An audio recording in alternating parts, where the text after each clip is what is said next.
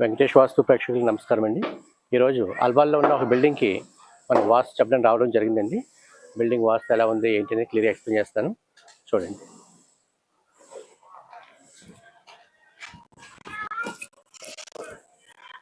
ఒకసారి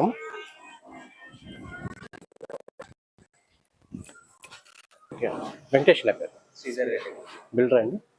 ఎవరి ఫ్రెండ్ అండి. వాయువ్యం పెరుగుద్దండి, వాయువు పెరుగుద్ది అనమాట.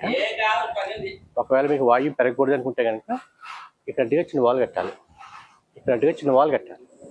వాల్ కడితే ఇది ఇంక్లూడింగ్ అవుతుంది అనమాట. లేదు అంటే బిల్డింగ్ వాయువు పెరుగుద్ది. చూడండి,